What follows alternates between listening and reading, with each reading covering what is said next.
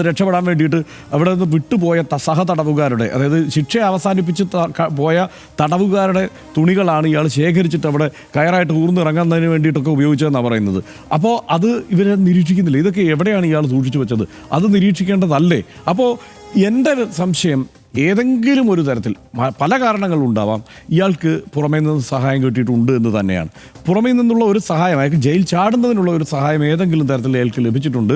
മാത്രമല്ല, ഈ രണ്ടുപേരും ഒരുമിച്ച് ചാടാനാണ് അവിടുന്ന് തീരുമാനിച്ചിരുന്നത്. മറ്റേ ആൾക്ക് ശരീരം, ഇയാളെ പോലെ ഈ ശരീരം കുറയ്ക്കാൻ, ഇയാൾ ആ കുറ്റവാളി എന്ന നിലയ്ക്ക് ഇയാൾ ഏത് തരത്തിൽ പ്രവർത്തിച്ചിട്ടുണ്ട്? ഉണക്കച്ചപ്പാത്തി മാത്രം കഴിച്ചിട്ടാണ് ഇയാൾ ശരീരം ഇങ്ങനെ മെലിച്ചത്, വേറെ ഭക്ഷണം ഒന്നും കഴിക്കാതെ. എന്നും ബിരിയാണി വേണമെന്ന് ആവശ്യപ്പെടുന്നവൻ ഈ ഉണക്കച്ചപ്പാത്തി മാത്രം കഴിക്കാൻ തീരുമാനിക്കുമ്പോൾ അതും ആലോചിക്കണം ഈ ജയിലധികൃതർ എന്തുകൊണ്ടാണ് ഇവനിങ്ങനെ.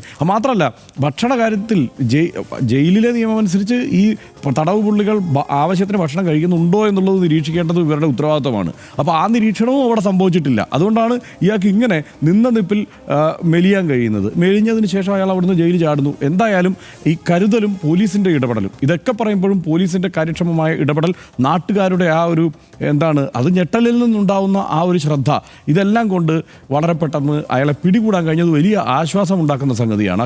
അതാണ് അതിലേറ്റവും പ്രധാനപ്പെട്ട കാര്യം. നമ്മൾ പുറത്തേക്ക് ഇറങ്ങിയിട്ട് 2-3 മണിക്കൂറിനകത്ത് 3-4 മണിക്കൂറിനകത്ത് ഇയാളെ പിടിയിലായത് നന്നായി. ഈ രാത്രി കൂടെ ഇയാൾ പുറത്തായിക്കൊണ്ടാണ് കടന്നു പോകുന്നതെങ്കിൽ, ഈ ദിവസം കടന്നു പോകുന്നതെങ്കിൽ വലിയ വേവലാതിയിലേക്ക് നമ്മുടെ നാട്ടിലെ ആളുകൾ എത്തിയേനെ. എന്ന് മാത്രമല്ല, ഇയാൾ വല്ല വാഹനത്തിലോ മറ്റോ കയറിയിട്ട് എങ്ങോട്ടെങ്കിലും പോയിരുന്നെങ്കിൽ പിടികൂടും, ഉറപ്പായിട്ടും പിടികൂടും. അയാളുടെ സവിശേഷത അങ്ങനെ പിടികൂടാതിരിക്കില്ല. പക്ഷേ അത് വലിയ വേവലാതിയിലേക്ക് നമ്മുടെ നാട്ടുകാരെ ആകെപ്പാടെ എടുത്തെറിഞ്ഞേനെ എന്ന കാര്യത്തിൽ അതിനകത്തൊരു ഒരു കാര്യമുണ്ട് സനീഷ്. ഈ ഒരു കാര്യം കൂടെ ശ്രദ്ധിക്കേണ്ടത്, ഈ കേരളത്തിലെ ഈ ലഹരി പിടുത്തം ഒക്കെ വളരെ സജീവമായതോടെ കേരളത്തിലെ ജയിലുകളിൽ തടവ് പുള്ളികളുടെ എണ്ണം വല്ലാതെ വർദ്ധിക്കുന്നു. അവരെ മുഴുവൻ നോക്കാൻ ജയിലധികൃതർക്ക് കഴിയുന്നില്ല എന്നുള്ളൊരു പ്രശ്നം കൂടിയുണ്ട്. നമ്മളിതൊക്കെ പറയുമ്പോൾ, വലിയ വീഴ്ച സംഭവിച്ചു എന്ന് പറയുമ്പോൾ സർക്കാരിൻ്റെ ഒരു ഉത്തരവാദിത്വമുണ്ട്.